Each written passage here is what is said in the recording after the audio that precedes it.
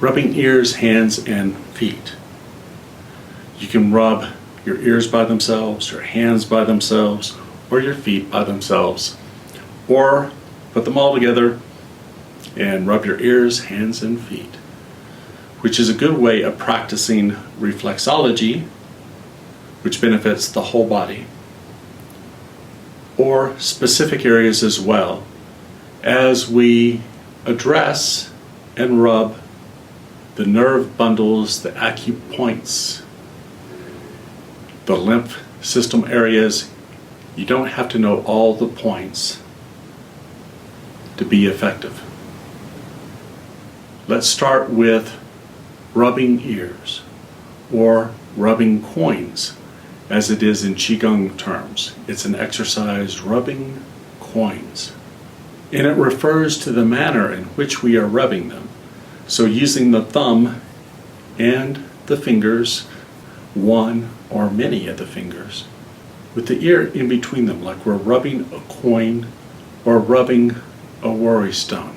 And we just place our thumb and fingers with the ear in between, and we rub, starting at the outside cartilage of the ear, the thumb in the back of the ear, pulling down on the earlobe. We can circle and pressure the inner part of the ear, the inside of the ear, which is not the inside of the ear canal. We aren't placing our fingers in our ears, but we are rubbing the outer portions. But I'll call this front, the inside, and this back, the outside of the ears at the same time as we rub, just all over, bringing circulation and relaxation to the entire outer surface, both front and back of the ears.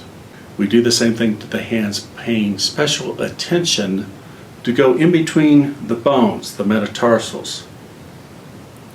We can use our thumb and rub in between, trace in between. We can rub and give our thumbs a workout. We can press in between the thumb and the fingers, in between the joints, different rotations. We can pinch both sides at the base of the nails. We can use our fingernail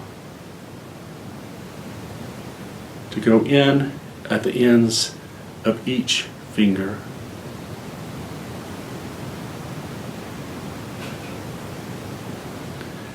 And we can use our thenar and hyperthenar, the bony area at the base. As we hook, we can use that area to rub. And we're doing both hands here. Don't neglect the top of the hand.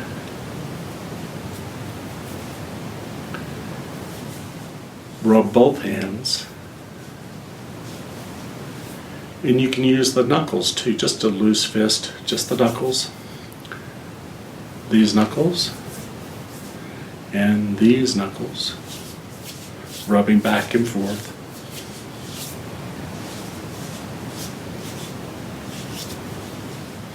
Wringing, rubbing, hooking.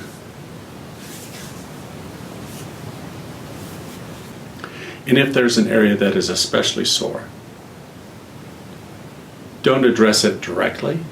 Go around it, and if things loosen up, if the tension releases and the pain goes down, then maybe you can move in and work on that area lightly. We can do the same thing with our feet. We can rub, just simply rub back and forth. This is nice to do at night. We can do this even up to like 100 times, just rubbing briskly, increasing the circulation in the soles of the feet, bringing the blood down from our head, which may be overactive at night, down to our feet, grounding us. There are some special acupressure points in the feet too. There's lots of nerve endings. We can do the same things with the toes, and we can use some of the same techniques as we did with our hands to rub and massage our feet.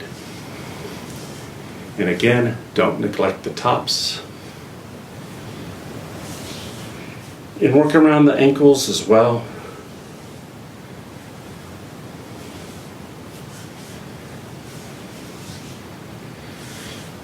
And thank you for joining me today.